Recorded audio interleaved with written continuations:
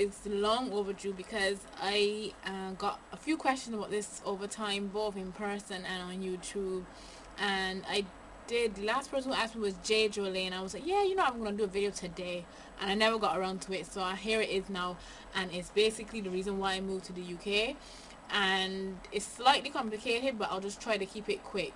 I was offered the opportunity to get quite a large percentage of my tuition to be paid, but the criteria was that I had to go outside of the US. And at that time I was living in the States. I did the last 3 years of high school in America. So my options at that time, I looked at Canada and I looked at the UK. Australia was a bit too far for my liking, but it was something I thought about. And the problem with Canada was that if I wanted to do anything to do with management, I needed calculus as a prerequisite. Basically, I needed to have calculus on my academic thing somewhere, and I didn't want to do that either. I just wanted to get into university, get it over with, because I think I would have had to taken like a course at summer school or something like that, and that was like a big no-no. So if I did go to Canada, I would have had to change my mind of what I wanted to do. So I did apply to a few places in Canada, didn't get into anything. I applied, what did I apply for? I think I did sociology or psychology, something very vague and random like that. So it was like, I don't even know what's the point of applying.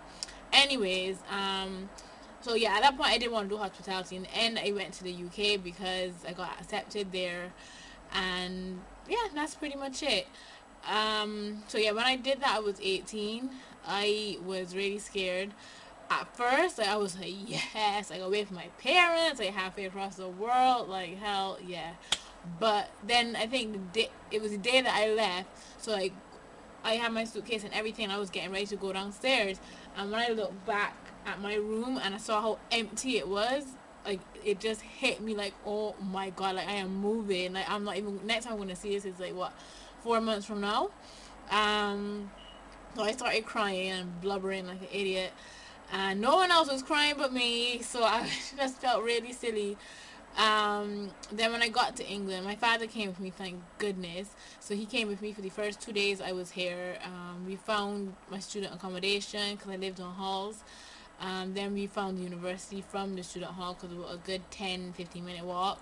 Then from there, like, we got a bank account set up, we got me a cell phone, so just little itty bitty things like that. Like we got bedding and stuff like that for the first 2 days, and then he left. And yeah, that day as well, like, I tried to be strong, like, yes, goodbye father, like I will see you, like I'll be fine. But as soon as he left, like I started crying again.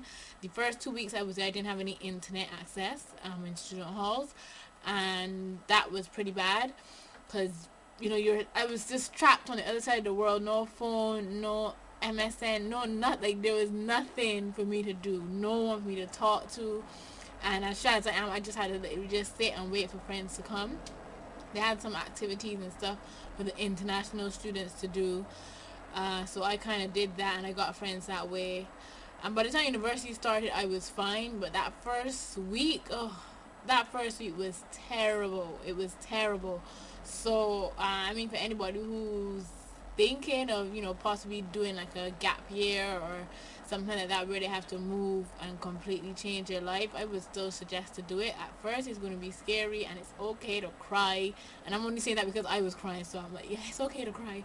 But yeah, it's scary, but you get over it, and you just have to think of the long run, because 6 years later I'm here. I've been through so many things. I found out the hard way. I've had to pay bills, like, because before that, obviously, I'd never paid a bill in my life. Never went to supermarket shopping. Things are expensive. So, I had to be on my own in terms of, like, budgeting, spending my money. Because my dad sent me kind of like a lump sum. And it was up to me to kind of, start myself out. And in a way, I think anybody who's watching me and they have kids, if you are sending money to support your children, I think it's best to send a lump sum and just be strict with it and be like, look, like this money is for 6 months, and if you don't have any money at the end of 6 months, that's your problem, kind of thing. Because if you send it every month or something, then they will get so dependent on it. I think if you spread it all over 6 months, that's going to help them to budget. So yeah, that's pretty much it. I don't regret it at all in the least. Nothing. I don't regret anything about it. It's something that it was an opportunity that it would be stupid to turn it down. Glad I took it. Glad I was given the opportunity, and that's pretty much it. And I'll talk to you guys later.